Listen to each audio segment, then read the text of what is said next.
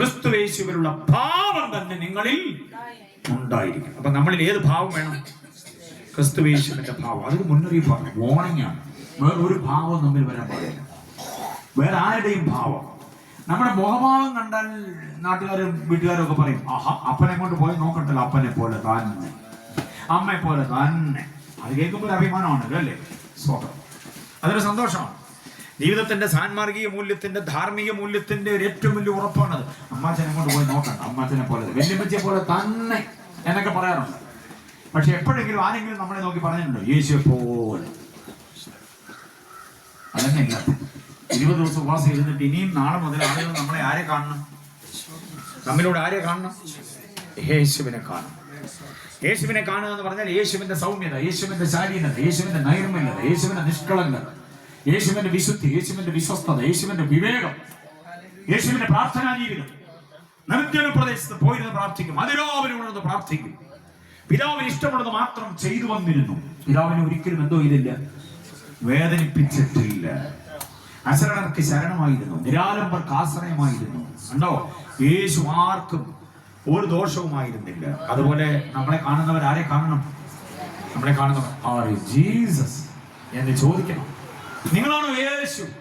ഞാൻ ഇത്രയും ഭാരം നിങ്ങൾക്ക് വെച്ചിട്ടും നിങ്ങൾ തിരിച്ചൊന്നും പറയാതെ വീണ്ടും എനിക്കൊരു ആവശ്യം വന്നപ്പോൾ ഓടി വന്നല്ലോ. അതിലൂടെ എനിക്ക് മനസ്സിലാകുന്നത് ഞങ്ങളുടെ നാട്ടിലെ യേശു നിങ്ങളാണ്. ഭാര്യയ്ക്ക് ഭാര്യയല്ല നമ്മുടെ സമവാക്യം, ആണോ? നമുക്ക് ദോഷം ചെയ്തവനെ ചേർത്ത് നിർത്താൻ പറ്റണം, അവന് വേണ്ടി പ്രാർത്ഥിക്കാൻ പറ്റണം, അത് മറക്കാൻ പറ്റണം. അതാണ് യേശുവിന്റെ ഭാവം. മറ്റുള്ളവരെ സഹായിക്കാൻ ആരുമായിക്കൊള്ളട്ടെ, അവനെ സഹായിക്കാൻ നമുക്ക് കഴിയണം. കുഞ്ഞുങ്ങൾക്ക് വേണ്ടി ഒരു കഥ പറയുന്നത് ശ്രദ്ധിച്ചോ. തിരക്ക് പിടിച്ച റെയിൽവേ സ്റ്റേഷൻ, നിരവധി ട്രെയിനുകൾ വരുന്നു, നിരവധി ട്രെയിനുകൾ പോകുന്നു. വന്നിറങ്ങുന്നവർ, പോകുന്നവരെ യാത്ര അയക്കാൻ വേണ്ടുന്നവർ ഒത്തിരി പേരാണ്, ധാരാളം ആളുകൾ വരിക. ഒരു ട്രെയിൻ അങ്ങോട്ട് കൊണ്ടു നിർത്തി, അതിന് ധാരാളം ആളുകൾ ഇറങ്ങി, ചിലർ കയറി. ഈ തിരക്ക് പിടിച്ച പ്ലാറ്റ്ഫോമിനകത്തൂടെ ഒരു ഓറഞ്ച് കച്ചവടക്കാരൻ, അദ്ദേഹത്തിന്റെ പ്രത്യേകത 2 കൈയിലില്ല, അപകടത്തിൽ 2 കൈ നഷ്ടപ്പെട്ടു പോയ മനുഷ്യൻ. നെഞ്ചിൽ കെട്ടി ഉറപ്പിച്ച ഒരു ഓറഞ്ച് കൂട, നിറഞ്ഞ ഓറഞ്ച് പഴങ്ങൾ നെഞ്ചിലിങ്ങനെ കഴുത്തിലൂടെ കെട്ടി ഉറപ്പിച്ചിട്ട് നെഞ്ചുമായിട്ട് ബാലൻസ് ചെയ്തിട്ട് അദ്ദേഹം ഓറഞ്ച് ഓറഞ്ച് ഓറഞ്ച് എന്ന് പറഞ്ഞ് ജനത്തിനടിയിലൂടെ നടക്കും. ആവശ്യമുള്ളവർക്ക് ഇതിനകത്തുനിന്ന് എണ്ണി എടുക്കാം, എടുത്ത് അത്രയും ഓറഞ്ചിന്റെ വില പറയും, ആ വില ആ കൂടയിൽ തന്നെ ഇടാം. ഇതാണ് കച്ചവട രീതി. കുടുംബം പുലർത്താൻ വേണ്ടി 2 കൈയും ഇല്ലാത്തവൻ ചെയ്യുന്ന സാഹസമാണ്. ഈ ട്രെയിൻ കൊണ്ട് നിർത്തി ആളുകൾ ചാടിയിറങ്ങിയ വഴിക്ക് ആരോ അശ്രദ്ധമായി നീങ്ങിയപ്പോൾ ഇദ്ദേഹത്തെ തട്ടി. കൈ 2 ഇല്ലാത്തവന് ബാലൻസ് ചെയ്ത് നിൽക്കാൻ പറ്റിയില്ല, വീണു പ്ലാറ്റ്ഫോമിലേക്ക്. വീണപ്പോൾ ഈ ഓറഞ്ച് കൂട ചളങ്ങി, ഇതിനകത്തുനിന്ന് ഓറഞ്ച് പഴങ്ങൾ പ്ലാറ്റ്ഫോമിലൂടെ ഇങ്ങനെ ഒഴുകാൻ തുടങ്ങി. ഊരുണ്ട്. ചിലക്ക് അത് ചവിട്ടി പൊട്ടിട്ടു, ചിലക്ക് അത് തട്ടിക്കളഞ്ഞു. പിള്ളേരുടെ കുസൃതിയല്ലേ, അവരെ തട്ടി ട്രാക്കിലോട്ട് ഇട്ടു. നാണയവും നോട്ടും ഒക്കെ ചിതറിത്തെറിക്കുകയാണ്. പട്ടവാളൊക്കെ കൂടി വളഞ്ഞു. ഇദ്ദേഹത്തെ 2 കൈയില്ലാത്തതുകൊണ്ട് എഴുന്നേക്കാൻ പുള്ളി കിടന്ന് പാടുപെടുക. ഈ ഓറഞ്ച് കൂടെ കഴുത്തെ കുരുങ്ങിപ്പോയി. ഈ പുതിയ പിള്ളേര് ഈ ദൃശ്യം ഇങ്ങനെ കിടക്കുന്നത് വീഡിയോ എടുക്കുകയാണ്. ഇപ്പോഴത്തെ പിള്ളേരുടെ സ്റ്റൈൽ അതാണ്, വീഡിയോ എടുക്കുക. ആരും ഇദ്ദേഹത്തെ പിടിച്ചെഴുന്നേൽപ്പിക്കുന്നില്ല, എല്ലാവരും കൗതുകമായി കണ്ടോണ്ട് നിൽക്കുകയാണ്. ഈ ട്രെയിൻ അങ്ങോട്ട് വിടാൻ തുടങ്ങിയ നേരത്ത് ഇത് പോകാൻ വന്ന ഒരു ചെറുപ്പക്കാരൻ ആളുകൂടി നിൽക്കുന്നത് എന്താണെന്ന് അറിയേണ്ടതിന് ആളുകളെ മാറ്റി അകത്തോട്ട് നോക്കിയപ്പോൾ ഈ മനുഷ്യൻ ഇങ്ങനെ എഴുന്നേക്കാൻ പാടുപെടുക. ഇദ്ദേഹം പെട്ടിയെ കൊണ്ട് മാറ്റി വെച്ചിട്ട് ഓടിച്ചെന്ന് അദ്ദേഹത്തെ പൊക്കിയെടുത്തു. കഴുത്തിൽ കുരുങ്ങിയിരുന്ന തോട് അഴിച്ചു മാറ്റി. എന്നിട്ട് ഓറഞ്ചുകൾ ഓരോന്നും അതിലേക്ക് എടുത്തിട്ടു. ഈ മനുഷ്യനെ അവിടെ ഒരു സിമെന്റ് ബെഞ്ചിലോട് പിടിച്ചിരുത്തിയിട്ട് കൂടെ വേണ്ട അദ്ദേഹം ഓറഞ്ചിന്റെ പുറകെ നടന്ന് എല്ലാം കൂടെ പെറുക്കിയിട്ടു. നാണയത്തുട്ടുകളും നോട്ടുകളും എല്ലാം കൂടെ അതിനകത്തേക്ക് ഇട്ടിട്ട് ഈ കൂടെ അതുപോലെ കൊണ്ടുവന്ന് ഇദ്ദേഹത്തിന്റെ കഴുത്തിൽ സെറ്റ് ചെയ്യും. അവരെ തട്ടിയിട്ട് പറഞ്ഞു, സാരമില്ല, കുറെ ഓറഞ്ചുകളൊക്കെ ട്രാക്കിലേക്ക് പോയിട്ടുണ്ട്, അതിനെ എടുത്താൽ കൊള്ളത്തില്ല. ചിലരൊക്കെ ആളുകൾ ചവിട്ടി പൊട്ടിച്ചു. വിൽക്കാൻ കൊള്ളാവുന്നത് ഞാൻ ഇതിനകത്ത് സെലക്ട് ചെയ്തിട്ടുണ്ട്. നഷ്ടപ്പെട്ടു പോയ ഓറഞ്ചുകൾക്കെല്ലാം കൂടെ വിലയായിട്ട് ഇരിക്കട്ടെ എന്ന് പറഞ്ഞ് പേഴ്സ് തുറന്ന് 2-3 നോട്ടെടുത്ത് അതിനകത്തിട്ട്, എത്രയുണ്ടെന്ന് പോലും എണ്ണിയില്ല, നോട്ടെടുത്ത് അതിനകത്തോട്ട് ഇട്ടു.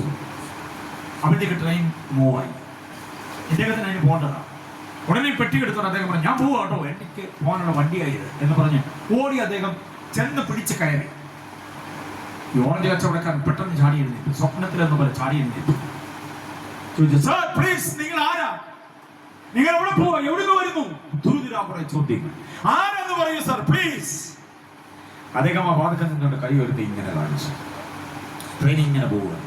ആ ബോഗി ഓറഞ്ച് കച്ചവടക്കാരന്റെ കണ്ണിൽ നിന്ന് മറയുന്നതിന് മുൻപ് അദ്ദേഹം പെരുവിരലിൽ എത്തിക്കുത്തിൽ നിന്ന് അദ്ദേഹത്തെ വിളിച്ച് ചോദിച്ച്, പെരുവിരലിൽ കൈയില്ലാത്തതുകൊണ്ട് അദ്ദേഹത്തിന് ആപ്പടെ വല്ലാത്തൊരു ബുദ്ധിമുട്ട്. പെരുവിരലിൽ എത്തിക്കുത്തിൽ നിന്നുകൊണ്ട് അദ്ദേഹം ചോദിച്ചു, സർ ആർ യു ജീസസ്? സാറേ നിങ്ങളാണോ യേശു? നിങ്ങളാണോ യേശു? ഈ പ്ലാറ്റ്ഫോമിൽ എത്ര ആളുകളുണ്ടായിരുന്നു, ആരും എന്നെ സഹായിച്ചില്ല, ആരും എൻ്റെ അവസ്ഥയിൽ എനിക്ക് കൈ തന്നില്ല. എവിടുന്നോ വന്ന ഒരു മനുഷ്യനായി നിങ്ങൾ എന്നെ സഹായിച്ചു. എനിക്ക് ഉറപ്പുണ്ട് നിങ്ങളാ യേശു. നമ്മുടെ പ്രവൃത്തി കൊണ്ട് നമ്മൾ ആരാണെന്ന് തെളിയണം. മറക്കല്ലേ മക്കളുമാരോ വാചകം, നിങ്ങളാണോ യേശു എന്ന് ചോദിക്കണം. നമ്മുടെ വിനയം, നമ്മുടെ എളിമ, നമ്മുടെ താഴ്മ, നമ്മുടെ സൗമ്യത, നമ്മുടെ ശാന്തത, ഇതെല്ലാം കണ്ടിട്ട് നാട്ടുകാർ ചോദിക്കണം നിങ്ങളാണോ? ഇതാണ് കൊലോസ്യ ലേഖനം, ഫിലിപ്പിയ ലേഖനം നൽകുന്ന ആറ്റിറ്റ്യൂഡ്. ക്രിസ്തുവിന്റെ അതേ ഉരുളക്കുപ്പേരി പോലെ മറുപടി പറഞ്ഞ ആളുകളുടെ ചിരി സമ്പാദിക്കുകയും ആളുകളുടെ അഭിനന്ദനം സമ്പാദിക്കുകയും ഒക്കെ ചെയ്യാം, കുഴപ്പമൊന്നുമില്ല. പക്ഷേ ആരുടെയും ഹൃദയം നോവരുത്, ആരുടെയും മനസ്സ് വേദനിക്കരുത്. നമ്മൾ പറഞ്ഞ വാക്കുകൊണ്ട്, നമ്മുടെ പ്രവൃത്തി കൊണ്ട്, നമ്മളെ കാണാതിരുന്നത് കൊണ്ട്, നമ്മളെ കേൾക്കാതിരുന്നത് കൊണ്ട് ആരുടെയും മനസ്സ് വേദനിക്കരുത്. കരങ്ങൾ ഉയർത്തി കർത്താവിനെ സ്തുതിച്ച് ഫിലിപ്പിയ ലേഖനം നൽകുന്ന മുന്നറിയിപ്പ് അതാണ്. ഇനി കുഞ്ഞുങ്ങൾക്ക് വേണ്ടി മാത്രം ഞാൻ കൊലോസ്യ ലേഖനം 2-ാം അധ്യായത്തിന് 4 മുന്നറിയിപ്പുകൾ തരാം. മക്കളുമാര് അത് ഓർത്തോണം. പിന്നീട് വേദോസ്തവം നിങ്ങൾ ആ വാക്യങ്ങളെ കുറിച്ചോണം, നിങ്ങളത് വരയിട്ട് കൊള്ളണം. 4 വാക്യങ്ങൾ ഞാൻ തരാം. കൊലോസ്യ ലേഖനം 2-ാം അധ്യായത്തിൽ 4